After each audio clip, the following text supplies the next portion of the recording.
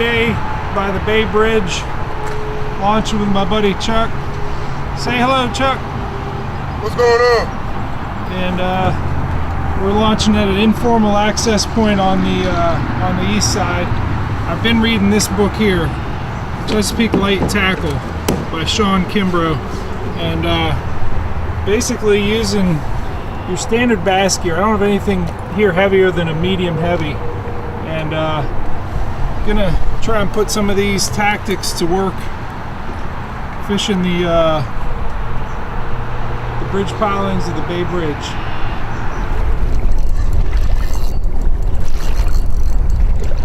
All right, first one. Yeah. Woohoo! Ha-ha! Yeah! Got him, Chuck! Yeah! Right off of a, I better shut that motor off. Right off the back side of a sewer pipe out here. That's my first keeper. That's the dinner. That was fun. I think you can keep two of them over 18 inches. And this one is 21 and a half. That's the keeper? Yeah, I'm gonna eat him. Yeah. And then you can keep two of them over 18. Right. But only one of them can be 28, right? Well, only one of them can be over 28, I think is the deal. So, all right. Oh, what a beautiful fish. Do you see the rip, right? All right, I'm just popping it and dropping it. Well, we keep hitting the whatever that sewer pipe is out there. There's a sewer pipe running east to west, and we have good wind and current coming across it, and he was just right on the backside. So 21 incher. I'm gonna put him in my little bag here, have him for dinner. I'm using a 1 ounce weight, and just, you can actually feel the braid it almost winds as that jig head is on a pendulum swing going to the bottom. So as soon as you feel it pop it, feel it hit the bottom, rip it back up and just follow it back down. And I felt it hit a little bit harder than it usually does, and that was this guy. This is the bait I'm using. It's one I injected with a Do It Soft Baits mold. It's called a 7-inch What's It, and I got a Do It mold jig, for the jig heads, because you will go through a lot of them out here. I think I got one that does ounce and a half, and I got some smaller ones that do 1/2 and 3/4, but I don't think I'm using a whole lot of those out here today. So get your Do It stuff, get going, making your own stuff, and then because you're gonna go through them, make some expendable. And I got a little dab of Crazy Glue on the plastic. Put it, I started rigging it, and then I shoved it up there, put a little bit of Crazy Glue there so it wouldn't slide back and corkscrew on the rip. You don't want these, you want to rig these absolutely straight so that when you rip it through the water, it doesn't turn, it doesn't flip and corkscrew, which will give you a lot of line twist. What do you see on your depth finder, bud? Okay, what's happening is when I'm seeing the fish, it's like we're over top of humps. Where the depth goes from like maybe 17 feet up to maybe 15, up to maybe 9 feet, and then it drops back off. And it's like they school up. And how far off the bottom are they sitting? Sometimes 10, all the way up to 8, and then sometimes right on bottom. Yeah. It's funny, I'm jigging them up and down, maybe, up to 2 feet up off the bottom. Right. But 2 of the 3 fish I've got so far have been close to the boat, like where it wasn't, I just popped it off the bottom and he hit it. Well, the first one was like that, but the other 2 was like, I'm getting ready to pull it out of the water. So I think they follow it. They see it up and down, up and down, up and down, and then you start reeling it in, and they're like, oh, you're gonna hide in that big old log, which is the kayak. Right. And they're like, oh, I better grab it now. And they grab it, and it's just, you're going. But you know what I noticed? The bigger fish that's showing up on the sonar, like between bottom, like mid-level. Yeah. They're like sitting right in the middle. And I think that's, you know, smallmouth will do that on a ledge in a river. Okay. The same way. They're not always right on the bottom, but they're right as that. It's probably just right at the top of that pipe as it comes across. There's a turbulence barrier. There's It's like they're suspended right on top of it. Let's get back up on them. All right. I don't have my depth finder set up, but this is my new unit. I got the maps on it, and this shows the pipe right here. And we've just been zigzagging around it, but when I caught that fish, just the current and the wind pushed us way down. It took a while to get back up to it. So right now I got the anchor down so we can stay on it. Pop it, lower it back down, bump. Pop it, lower it back down, boom, there it is. Pop, lower it, boom. You can feel that 1 ounce head. And I guess you're supposed to use as light the head as you can, but I think the more I do this, the more I'll be able to get a better feel for, you know, just be able to barely feel the bottom. I'm retying my leader because I broke off, and you certainly need to be prepared to lose a lot of tackle down there. The whole light tackle concept is something that fits in perfectly with your average bass angler's equipment. You know, I'm not using real. I mean, this is the same stuff I largemouth fish with, except, you know, the line. You would think that you're coming out here and you're fishing deep. You're fishing for fish that can be, you know, 40 plus inches in a place where there's riprap and bridge pilings and everything else. You would think that, all right, you got to beef up your tackle, beef up your line. This is 14-pound braid, okay? Kimbrough in his book talks about using 10. I can't quite bring myself to do that. I don't do that with largemouth very often. But I think the concept is good in that, you know, the lighter line is going to get acted on by the wind and the current a lot less, which means, you know, say you're up here in the kayak and the fish is down here,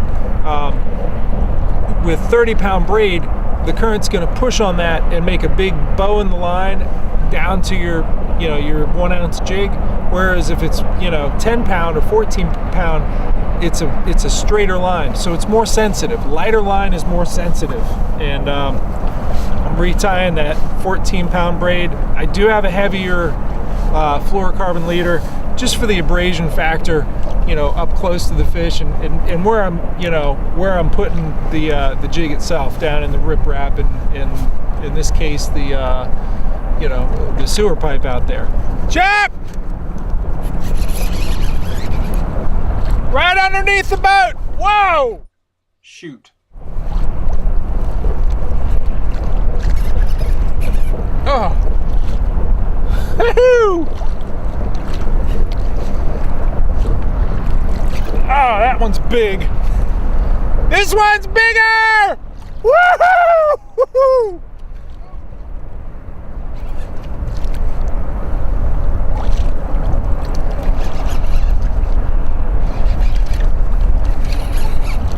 Oh, this thing is pulling straight down. Yep, that one's big.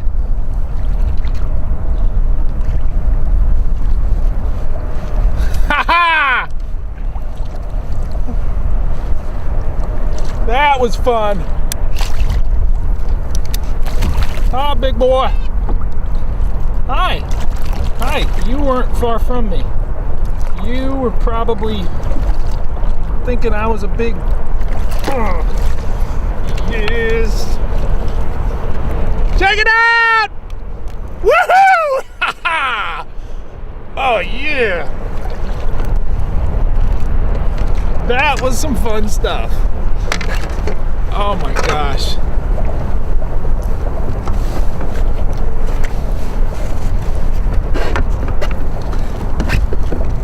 He is.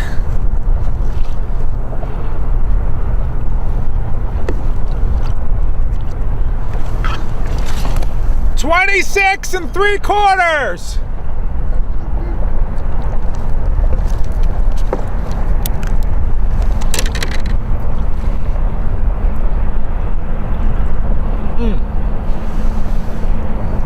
Should I keep this one or go for a 28? I think I can get a 28. Would you?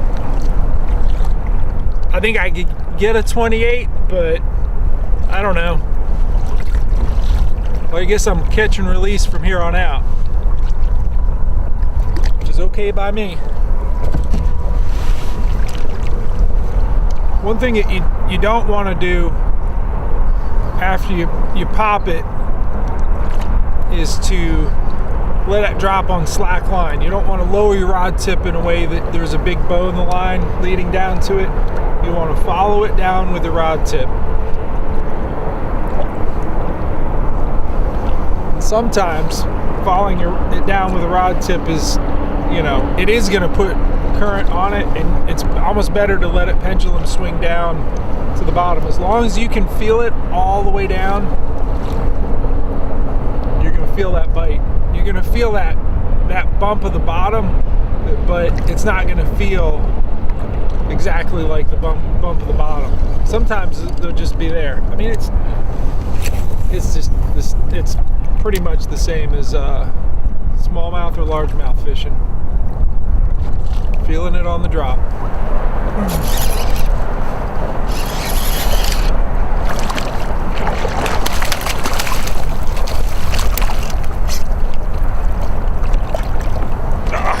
You're going back. I felt him hit as I was bringing it back up to the boat. So I think they follow it a little bit. Let's see where you are. 19-incher. Man, they chew up the plastic bad. Re-rig that one.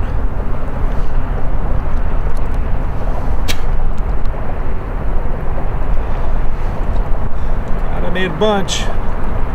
We got a gallon Ziploc full of these things. Actually, I got 2 of them. With all the riprap down there around the pipe, you gotta check your hook point a lot. This one's getting dull. I'm not gonna swap it out. It'll be done at the end of this trip. I'll retire it, but if I don't snag it before, but I can get by using it, just sharpening it with the stone. I'm scooting over here because I see a big old cormorant with some kind of fish sideways in his mouth. It's big enough that he's having trouble getting it down. Or maybe he isn't. He ate it. But if the bird's there eating fish, so are the fish. So are the striper.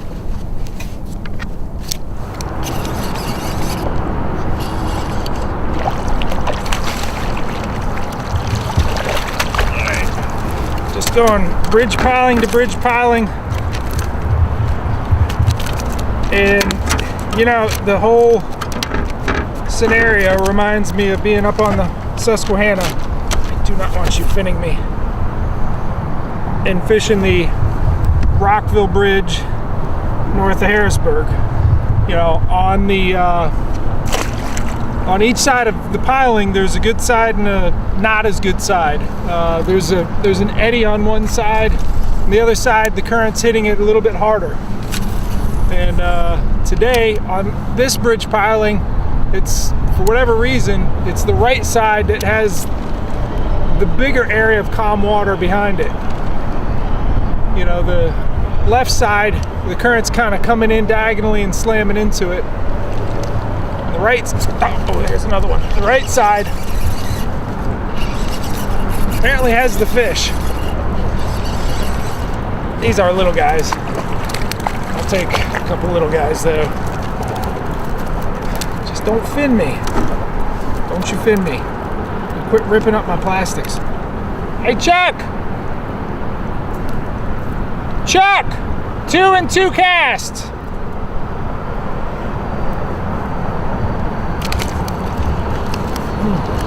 Hi.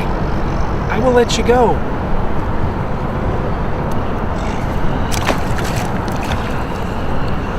Oh, it's fun.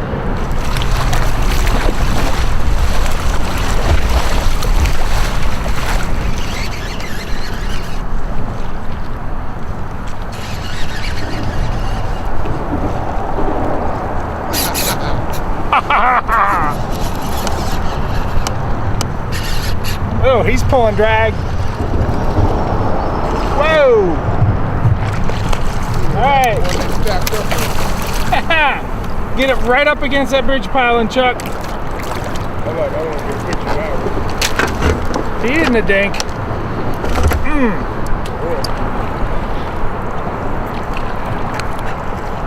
Here's another, what, low 20s? Yeah. 21 incher. All right, had a good first day out on the Bay Bridge. Got a number nice striper, and kind of learned some of the patterns and how to fish. Some of the things that Sean Kimbrough teaches in his book, Chesapeake Light Tackle. But the wind's gonna blow tomorrow, so I don't think we're coming back out here. Chuck, where are we going tomorrow? Anacostia River. All right, we get some snakehead and Snakehead. all right, Anacostia, snakehead, and largemouth tomorrow. Looking forward to it. Today we had basically 2 patterns going on. The first of which was fishing this sewer pipe. And the bottom contour, was flat, and then it came up and it had, some rocks on it, some riprap.